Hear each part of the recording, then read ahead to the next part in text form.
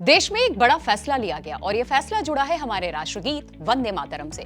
नमस्कार, आप देख रहे हैं एबीपी लाइव और मैं हूं आपके साथ प्रिया। दरअसल केंद्र सरकार ने नए दिशा निर्देश जारी कर दिए। अब सरकारी कार्यक्रम, स्कूल और कई आधिकारिक योजनाओं में वंदे मातरम बजाना अनिवार्य होगा और जब भी ये गाया या बजाया जाएगा वहां मौजूद हर व्यक्ति को सावधान मुद्रा में खड़ा होना होगा। दरअसल गृह मंत्रालय का ये आदेश 28 जनवरी को जारी हुआ था, लेकिन इसकी जानकारी अब सामने आई है। सबसे अहम बात, अगर वंदे मातरम और जन गण मन दोनों साथ में बजाए और गाए जाएंगे तो सबसे पहले वंदे मातरम होगा और उसके बाद राष्ट्रगान। अब स्कूलों में दिन की शुरुआत भी राष्ट्रगीत से होगी और ध्यान आप यहां दीजिएगा क्योंकि अब सिर्फ 2 नहीं बल्कि वंदे मातरम के पूरे 6 अंतरे गाए जाएंगे और इसकी कुल अवधि लगभग 3 मिनट 10 सेकंड होगी। यानी कि राष्ट्रगीत को अब पहले से ज्यादा विस्तार और औपचारिक सम्मान मिलेगा। तो अब सवाल ये कि किन मौकों पर यह गाया जाएगा। तिरंगा फहराने का समय, राष्ट्रपति के आगमन पर, उनके संबोधन से पहले और बाद में, राज्यपालों के कार्यक्रम में, यहां तक कि पद्म पुरस्कार जैसे कि बड़े सिविलियन अवार्ड समारोह में भी वंदे मातरम बजाना अनिवार्य होगा। मंत्रियों या फिर अन्य गणमान्य व्यक्तियों की मौजूदगी वाले महत्वपूर्ण आयोजनों में भी इसे सामूहिक रूप से गाया जा सकेगा।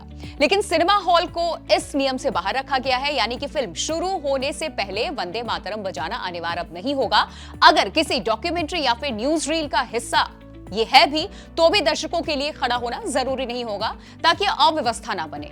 अब जरा इतिहास की बात भी करते हैं। वंदे मातरम को बंकिम चंद्र चटर्जी ने 7 नवंबर 1875 को लिखा था। 1882 में ये उनके उपन्यास आनंद मठ में प्रकाशित हुआ। 1896 में रविंद्रनाथ टैगोर ने कांग्रेस अधिवेशन में इसे पहली बार सार्वजनिक मंच से गाया। आजादी की लड़ाई के दौरान यही गीत क्रांतिकारियों का नारा भी बन गया था। वंदे मातरम यानी कि हे मां, मैं तुम्हें नमन करता हूं।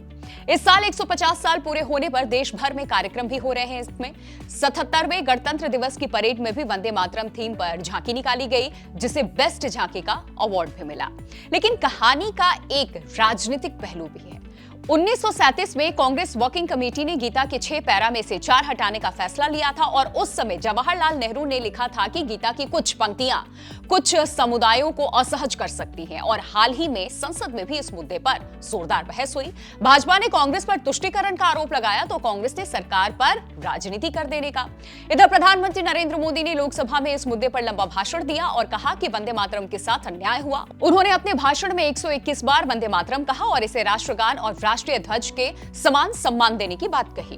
तो अब सवाल यह है कि क्या यह नया फैसला राष्ट्रगीत को और मजबूत कर देगा? क्या इससे देश में एक नई राष्ट्रीय भावना जागेगी या फिर इस पर राजनीतिक बहस और तेज होगी?